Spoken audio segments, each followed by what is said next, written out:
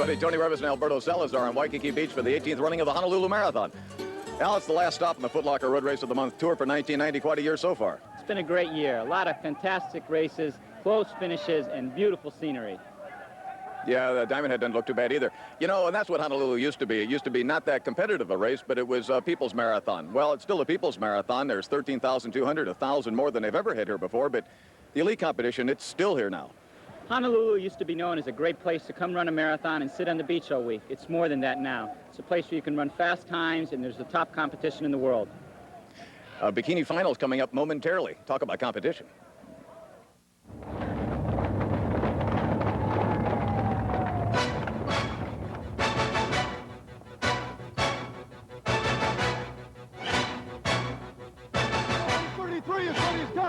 He's got 30 seconds to go to make it. The clock is in sight. Salazar and Beardsley and Trent, he's closing. Al's running it. 18-0 for Los Angeles. They're going for the win. They're going for the win. Not far to go now. Sal's trying to go by. What a race. Incredible athletic performances. 30 seconds left for world record performance. The Foot Locker Road Race of the Month is brought to you by Foot Locker, where it all begins. By Japan Airlines. And by American Express International. 6 a.m., the morning before the running Honolulu Marathon, the wheelchair competition. It's down to 2. Jim Knaub, the defending champion out of California, fronts Maryland's Ken Carnes. You know, Tony, 1990 has been a real breakthrough year for the wheelchair racers. This is due to better training techniques, more prize money, and better equipment. These guys have had a real stiff headwind the entire way going out the Kalaniʻi Highway, and yet they're still well under Rafael Ibarra's 1988 course record. Now they're going down Diamond Head. They're past the 25-mile mark. They're reaching speeds well over 30 miles an hour at this point, and still, look at the turnover on these guys. They still can't get rid of one another, and now it's down to the final sprint. This is 1990 wheelchair racing like we've come to expect. Knaub has won the 1990 Road Championship at the Tom Sullivan 10K, but now it looks like Carnes is getting the better of him at Honolulu. Ken Carnes out of Morningside, Maryland, going to hit the tape first. The runners all have to go a long way to match this.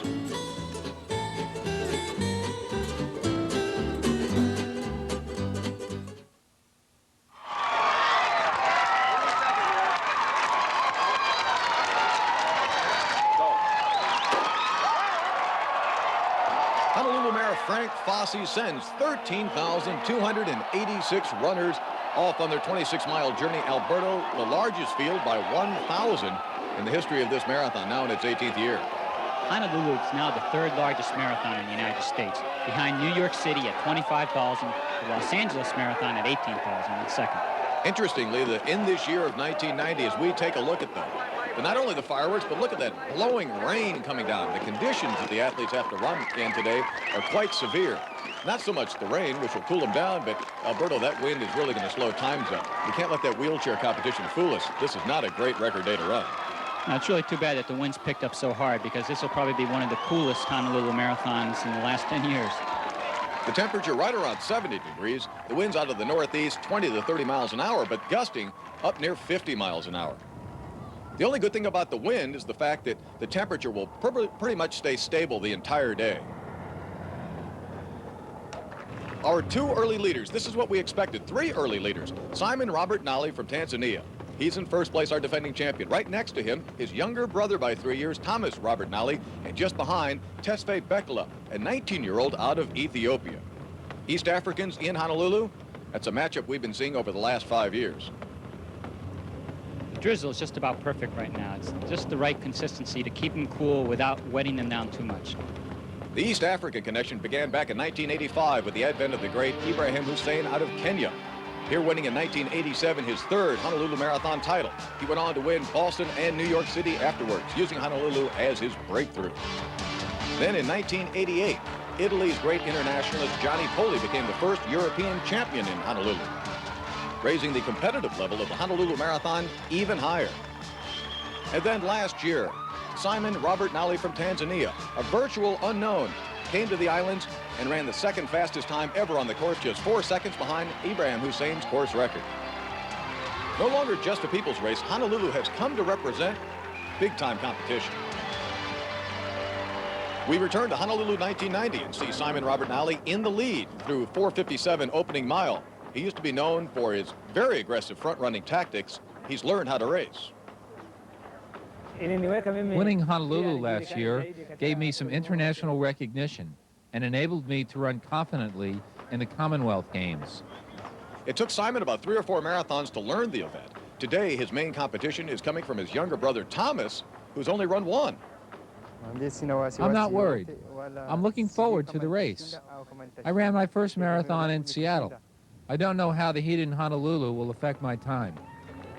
This is Thomas Robert Nally and Tesfaye Bekele from Ethiopia, fighting for second place, some 9 seconds behind Simon Robert Nally, and this still within the first 3 miles of the race. And now the women's competition. In second place, Japan's MISAKO MIYAHURA, the first sub-2:30 marathoner for Japan. MISAKO showing the classic marathoner stride. Look how far back she is on her heels, running very economically. She'll never wear out the front of those shoes. But Carla Beurskens is in front, the 4-time Honolulu Marathon champion, 10 years older than MIYAHURA as well. Nobody knows this course better than Carla Beurskens, and she's already jumped out into a lead.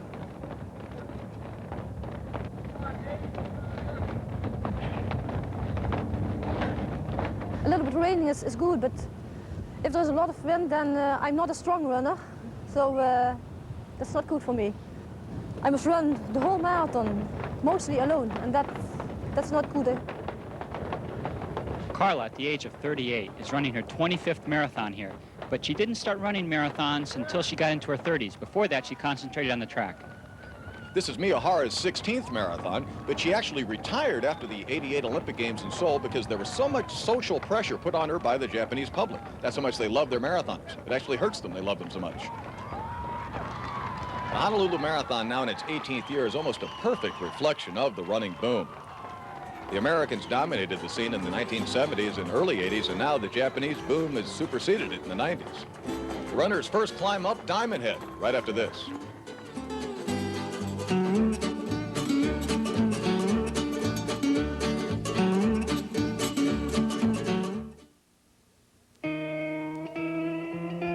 Welcome back to the 1990 Honolulu Marathon. I'm Toni Reavis along with Alberto Salazar. Cocoa Head in the distance near the turnaround point out near Hawaii Kai. Alberto, the race starts at 5:30 in the morning. You run fast enough, you get back home in time to wake up with the family. At least you got the whole day to sit on the beach afterwards. Thomas Robert Nally out on Kalaniʻi Highway, approaching the 10-mile split, and they're running right around 5:05 per mile. Simon, look at them lean into the wind. The trees really show the wind is in their face. It's the long stretch out a big highway, and there's nothing to break that wind. 5:05 pace isn't bad when you're going into that sort of a wind. But that's the overall pace at 10 miles, not what they're running right here. Their last mile, I think, was actually around 5:21. Which explains why, if you look at their style, they're really leaning into the wind. They're both trying to really force that wind. It's almost like running uphill, isn't it?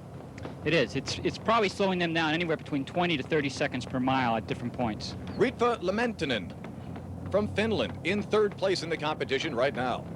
I concentrated on the European Championships, so it's difficult to evaluate my conditioning. I'm not at my peak yet. And tucked in there in 2nd place, right behind number 10,211, MISAKO MIYAHURA from Japan. Pretty smart, Alberto. We can't see her. That's to her advantage. Unlike the Nally brothers, who aren't helping each other in terms of drafting, she's really running smart by running behind 3 or 4 other male runners. In fact, all the other male runners behind her are pretty smart fellas as well. And Carla Beurskens in front, but not by very much, only about a 10 or 15 second lead at this point, as she hits the highway as well, is breaking the wind for the other male runners. It's very surprising to me. One of the most important things you can do is to always draft behind another runner, even on a still day. On a day with a heavy wind like this, it's just insanity to try and break that wind all by yourself. And she's got a very upright sort of carriage as well, so she's catching as much wind as there is out there to be caught. Perfect example of what you're talking about. Watch the trees, then watch the lads. Why isn't one of them running right behind the other guy? You'd think that they're being brothers, that they would be trying to help each other out, but maybe the competitive nature of them has come out and neither is going to help the other, and at the same time, neither wants to take advantage of the other. Yeah, one or the other. I mean, I don't know. Is it because they're nice or because they're enemies? That's the question. They're not enemies, but they fight one another. The last two times they've raced, they've come within seconds of one another at the finish. Simon Robert Nolly beating his younger brother Thomas, but not by very much. You can really tell they're brothers here. Their form is just very identical. Even though Thomas is shorter and much more compact than his brother, and one would think maybe better into the wind because of that. 1990's Honolulu Marathon's always the last event on the calendar for marathons. No records this year, Alberto, but really good competitions. The two stars for the year were probably Galindo Bordine of Italy and Douglas Wakihura of Kenya, both of whom won 2 major marathons this year. And for the women, Rosa Moda with 2 majors, and Wanda Panfil winning London and the New York City Marathon as well. Those are the two on the women's side. And while we do have record numbers overall in the field, one area where the numbers were down this year, the military contingent, just like at the Virginia 10-miler in Lynchburg. A lot of military men and women on the islands, but this time they're over in Saudi Arabia, the Gulf. And the ones that were here in town, well, they were down at that bikini contest. The women's race for 3rd place. A couple of Finns. That's TUIJA TOIVONEN from Finland, who's run under 2:30. She's in 3rd place in the middle of this picture, and she's just gone by Ritva Lamentinen, who's now in 4th. Despite the fact that the 2 Finns are trying to draft behind this male runner, you can see that they're really being slowed by that headwind. It's almost a quartering wind, not directly onto them, and it almost have to be running diagonally across the street to take advantage of any draft. There's $10,000 in first place money at the Honolulu Marathon, but there's time bonus money as well, all the way down to $10,000 if you get near the world record. In fact, if you set the world record, you get something like $52,000 in bonus money. And the sub 220 for men and sub 240 for women really represents, for anyone who can moderately run fast, that's like appearance money. That's almost a given, except on a day like this when the wind is really going to slow overall times down. Now the Nolly boys coming out of Hawaii Kai, they're between 17 and 18 miles at this point. Their last mile run in 5:06. The coach of these gentlemen is here in Honolulu, Ernest Soria, who says that after last year's victory, Simon changed as an athlete. After he won the Honolulu Marathon, well, I can say he matured, and he saw himself as a great runner. And after the Honolulu Marathon, he won the 3rd place in the Commonwealth Games, and he was a hero in our country. So in this case, plus his promotion from a constable to a sergeant, this boosted him very much. Victory does wonders for your self-esteem. Alberto, last 2 miles run in 5:06 each, so things have changed as well in that regard. I think that's happened because now the wind's more at their back as opposed to before. That reminds me of 1982 in my last run at New York. I remember that our times for the miles used to change 15 to 20 seconds depending on whether the wind was helping us or hurting us. Probably just as good an effort as the year before when you set the world record. You just ran a minute slower. MISAKO MIYAHURA, she's in Hawaii Kai on the turnaround loop, and now she is closed within 4 seconds of Carla Beurskens. And again, very smart running, tucked in right behind the other Japanese runners, where now, on the way back down the Kalanianeole Highway is Carla Beurskens. Now it's a smart idea to be all strung out across the field, not letting anyone in front of you. At this point, it doesn't matter. When the wind's at your back, there's nothing wrong with being in front.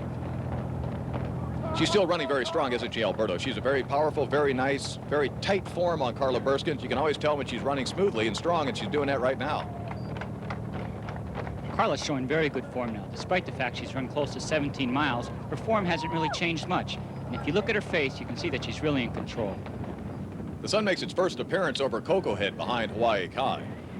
The race is in its 3rd year of being started at 5:30 in the morning rather than 6 a.m., trying to negate as much of the sunshine and heat as possible. Although with the heavy winds today, the temperature has maintained pretty much at 70 degrees for the entire competition. Simon Robert Nolly in the white shirt. He's the defending champion, remember. His younger brother Thomas right alongside in the black outfit.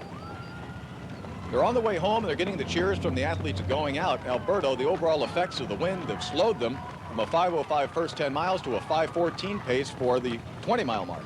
Despite the fact that the wind's now at their back, it certainly has taken a toll on them. And with about 5 or 6 miles to go, they got to be feeling tired. Diamond Head coming up after this.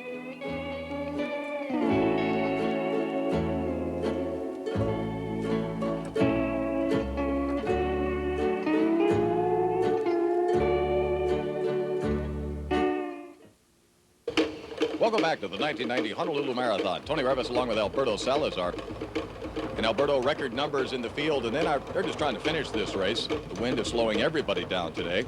And now up Diamond Head, the steepest climb on the course, and it's going up to the 24th mile. Matter of fact, that was a 5:33 mile. So it's not just, it's the attrition of the marathon and the wind. And they're running slow here. And yet there's a lead by Simon over Thomas. Simon, for some reason, hasn't been drinking very much water, but Thomas, as you can see, is really taking advantage of those aid stations. Look how slowly Simon, he doesn't look like he's pushing, and now Thomas is coming back up on him. Simon's hand goes to his side. It's like a stitch. He's slowing. This race has a long way to go before being over, even though there's not much distance. Carla Beurskens coming back down the highway still looks very strong, but she has to be because MISAKO MIYAHURA has not been broken by her, and as we can see, she's still running very strongly herself. She's only about 10 seconds behind at this point, which is really nothing in a marathon. The form of Carla Beurskens, and you can see why she had such a strong track career during the late 60s and early 70s, and why she's maintained so well on the roads in the marathon. Squeaky clean form. MIYAHURA has never been right on her, but she's never been that far out of sight, and she knows that Carla Beurskens is still catchable. Now we're on the downside of Diamond Head, less than 1 mile to go, and Simon has got the biggest lead over his brother Thomas that he's had since going up Diamond Head at 6 miles into the competition. Simon keeps looking back over his shoulder, which makes me suspect that he doesn't want to break his brother until they get closer to the finish line. Thomas, on the other hand, keeps looking back over his shoulder, so I think perhaps he's conceding the fact that he's not going to be able to stay with his brother. He's trying to make sure that there's nobody coming on to take second place away from him. Against anybody else, this is where you can tell they're brothers almost. Simon looks to be putting on the brakes, and Thomas is almost acknowledging the fact that, oh, I'm supposed to try to catch up as much as possible. It's kind of funny that they never helped each other throughout the race in terms of breaking the wind, but now at the finish, Simon isn't putting away his brother. Like he easily could. Maybe if he was closer to record time, it was a record day, he would have put the move on a lot earlier. But right now, Thomas is coming back on as we take a look at KAPIOLANI Park and the finish line.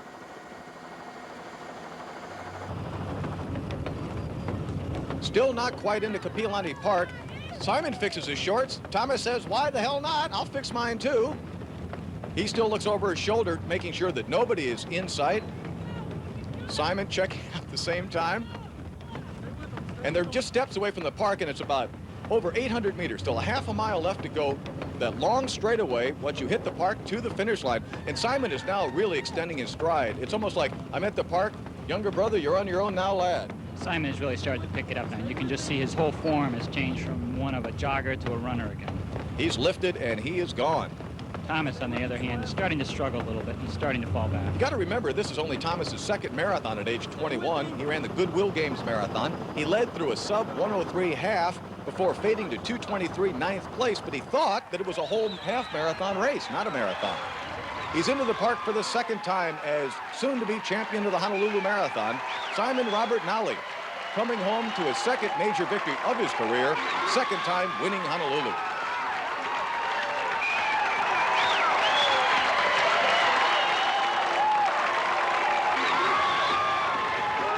We talked about breakthrough performances by athletes at the Honolulu Marathon. Here's a man in a breakthrough, Thomas Robert Nally, a 5-minute PR in Honolulu 1990. Incredible given the win. He probably would have run another 5 minutes faster if it had been a calmer day. We've decided our men's champion in Honolulu. What's left? The women's race. The closest we've had in our 18-year history in Honolulu. Carla Beurskens turns off Kalani Aniole Highway. What she's got left is Diamond Head and the specter of MISAKO MIYAHURA.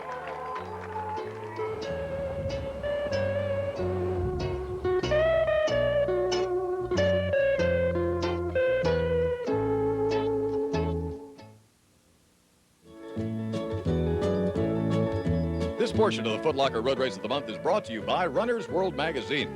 On your newsstands now. Uda Pipik, Berlin Marathon champion on the cover, and featuring an inside look at what happened at all the major fall marathons.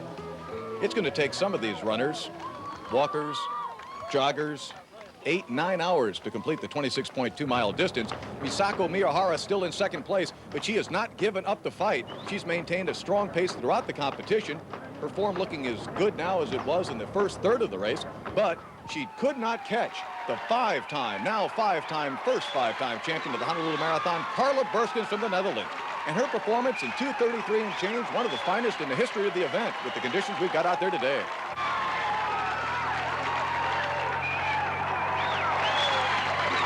MIYAHURA checks her time. She's not more than a minute and change behind. But as we watch this great Japanese runner come to the finish line, let's go down to our Runner's World Winner's Circle. Last year, the wind in Honolulu was bad to 20 kilometers, but this year it was difficult the entire way. I told my brother Thomas to run with me to just before the finish line, and then I wouldn't wait for him, and that he shouldn't wait for me.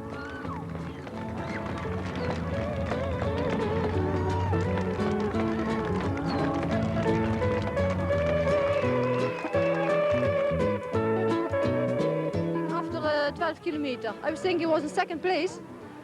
And then the whole race, and then my husband was standing by the tank station when I was coming back.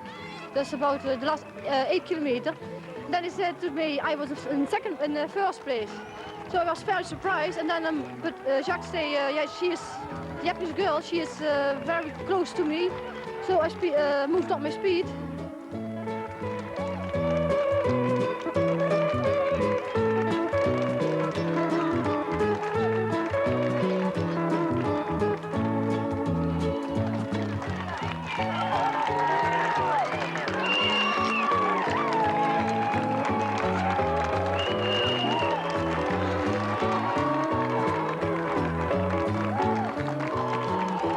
Foot Locker scoreboard.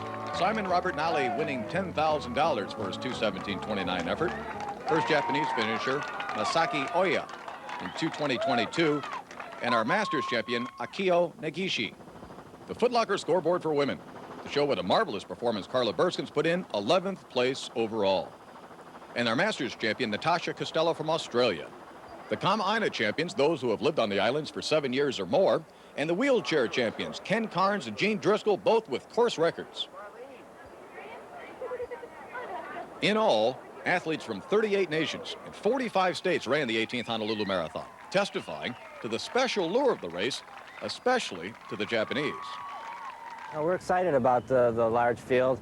The race had its largest number previously in 1982, and it's been a process over the last few years to get back to that level and to go beyond it, so we're excited about that this year.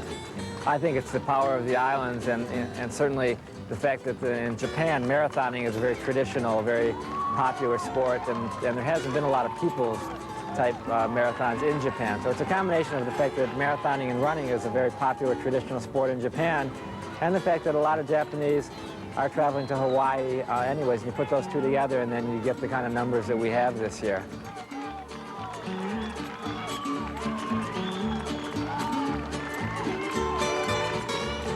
We've seen fast times run at the Honolulu Marathon over the last couple of years, but we haven't seen a close finish. But Alberto, this being the final event on the 1990 Foot Locker Road Race of the Month series, maybe it's appropriate that here in Honolulu this year we did have a tight finish. The improving quality and prestige of the marathon has a lot to do with it. It's growing not only in terms of numbers, but in terms of the top competitive runners that are running it. As this happens, we're going to see closer and closer finishes. And that happened this year. In all three races, the women's race, the wheelchair division, and the men's race, we had the three closest races in Honolulu Marathon history. More of the same expected in 1991. Hope you'll join us. Until then, for Al Salazar, I'm Toni Reavis. For all of us on the Foot Locker Road Race of the Month, thanks for being with us, and good luck on the roads. This edition of the Foot Locker Road Race of the Month has been brought to you by Japan Airlines and by American Express International.